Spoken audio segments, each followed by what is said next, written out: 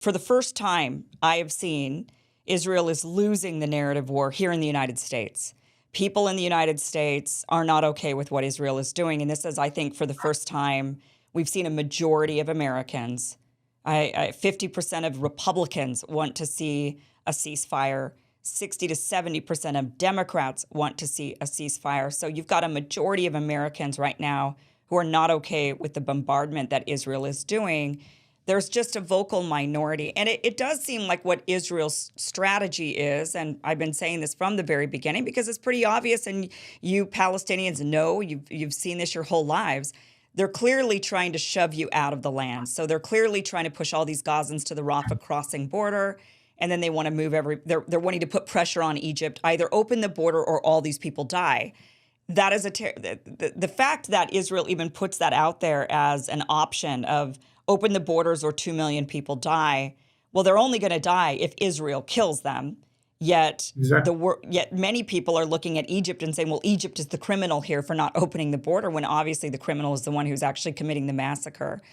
But what is the solution? So what do you think about Hamas? Okay, so let's get on to Hamas, the issue that Israel is claiming that they're focused on. They need to eradicate Hamas, that this is all just about Hamas.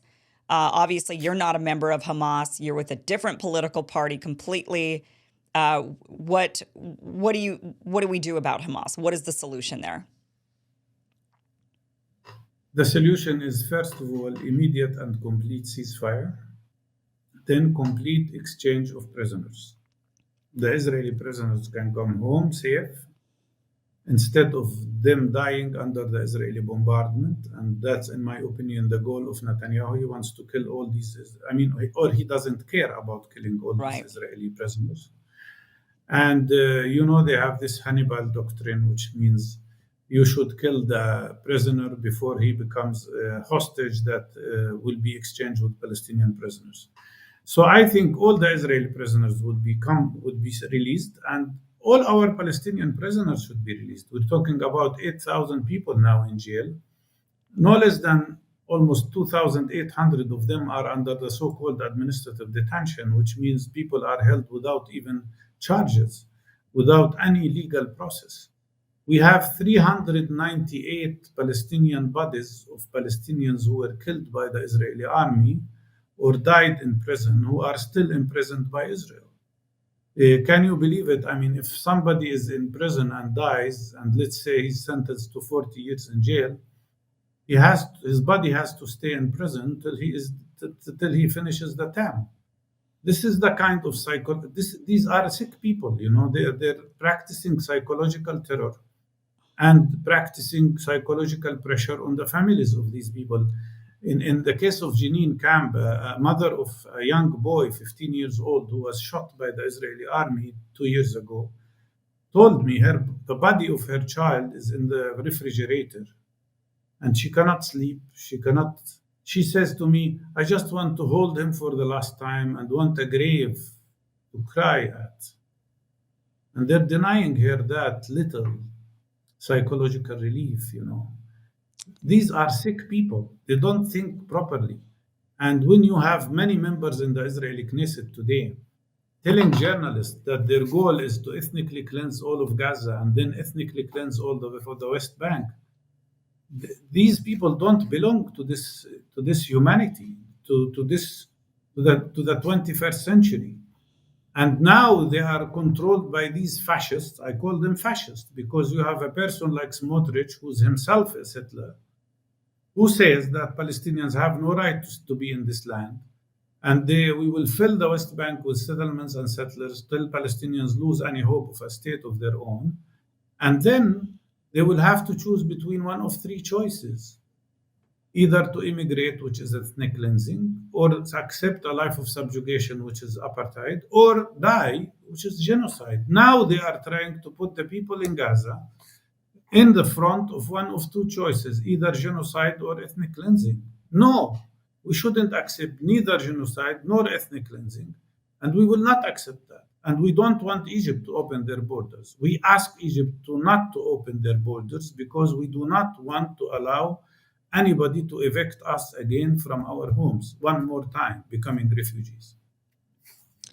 What is the ultimate solution with everything going on? I mean, well, first of all, let me get back to the prisoners here that you're asking for. You're saying that the prisoners should all be swapped. There should be the hostages released, all of the prisoners that are being held by Israel let go and returned back to Palestinian territories. Does that include Palestinians who have committed acts of violence, who are in jail because they've killed somebody or tried to bomb somebody or Yes, tried to stab somebody? All of them. yes, What yes. what would the Israel did Palestinians that. do with them? Well, these are prisoners of war, like Israeli prisoners of war. And both of them, I mean, many of the soldiers that are many of the Israeli soldiers who are in Gaza now Right. have participated in killing Palestinians. They did. We're not going to take each one of them case by case and examine how many people they killed and whether they will be released or not. I think when you speak about in wars, people exchange prisoners. And there is Okay. occupation and a war conducted on Palestinians. So I think all prisoners must be released. In a previous time, Israel released 1,020 Palestinian prisoners, including those who were accused of what you have described, in exchange of one soldier, Gilad Shalit. Now the Hamas has more than 130 soldiers, I think, including Yeah. high-ranking officers.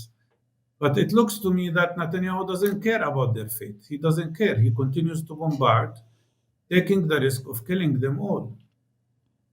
Yeah, it seems like some of them are even saying that. Some of the hostages that have been released have been saying we were afraid of being killed by the Israelis, not by the Palestinians, more And than you know, anything. there was one woman, Israeli woman, by the name of Maya, who was released. She had an injury, and when she was, all of them reported that they were well taken care of. Nobody harassed them, nobody attacked them, nobody even tried to frighten them. They said they were frightened mainly by Israeli airstrikes. And when she was released, Netanyahu wanted to meet with her, and she refused to meet him. And you know what she said? She said, I do not want to shake hands with a man who has the Palestinian children blood on his hands. This is an Israeli person who was a hostage in Gaza. Yeah. But the media doesn't report that. The media reports only, I'm not talking about you, of course, but I'm talking about mainstream media, where the newsrooms are in a horrible situation. I mean, amazing what the kind of lies they keep repeating one time after the other. And it is so shocking to me that the President of the United States, Mr. Biden, allows himself to repeat all the lies that Netanyahu tells him without even checking them. All these lies were revoked by American media. The decapitation of children, CNN had to apologize for reporting that. The rape of women, Los Angeles Times had to apologize for that. Now BBC found some kind of correspondent who went and met one Israeli woman who repeated all these claims, and then they used the BBC report as a proof to that. And now so many BBC employees are resigning because of the fact that this report was a fabrication to justify war crimes against Palestinians. I am one of the people who have organized very huge work in Palestine against gender-based violence and sexual harassment and any kind of sexual harassment. And I tell you, I would not accept any kind of sexual harassment against any woman anywhere in the world. But you cannot play games with these things and claim things that never happened to justify this terrible situation in Gaza. Yeah.